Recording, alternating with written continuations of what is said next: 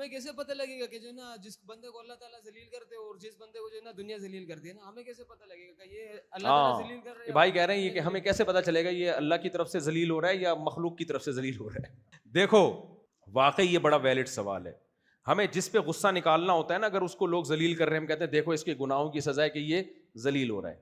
حالانکہ ہو سکتا ہے وہ ذلیل اس لیے ہو رہا ہو کہ وہ حق بیان کر رہا ہے. تو اس لیے پبلک کے کسی کو ذلیل کرنے یا عزت دینے کا اعتبار ہی نہیں ہے. یہ دیکھو کہ وہ حق بیان کر رہا ہے کہ نہیں کر رہا. پھر اگر عزت ہے تو یہ حق، یہ اللہ کی طرف سے ایک نعمت ہے، اور اگر لوگ ذلیل کر رہے ہیں تو یہ اللہ کی طرف سے آزمائش ہے. سمجھ میں آ رہی ہے بات؟ آپ اگر حق کے ساتھ کھڑے ہو، فرعون موسیٰ علیہ السلام کو معاذ اللہ مہین کے الفاظ استعمال کرتا تھا. مہین کا مطلب ہی معاذ اللہ اردو میں ذلیل بنتا ہے، معاذ اللہ نقل کفر.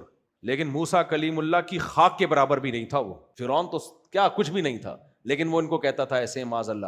تو حق کے ساتھ انسان کھڑا ہو، پھر لوگ ذلیل کر بھی رہے ہیں، کوئی پرواہ نہیں ہے.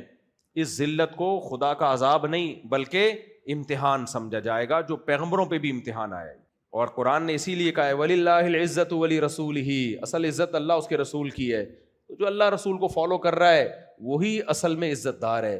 جو اللہ رسول کو فالو نہیں کر رہا وہ عزت دار ہو کے بھی عزت دار نہیں ہے.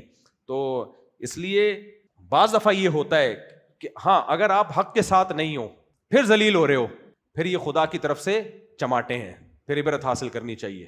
سمجھ میں آ رہی ہے بات؟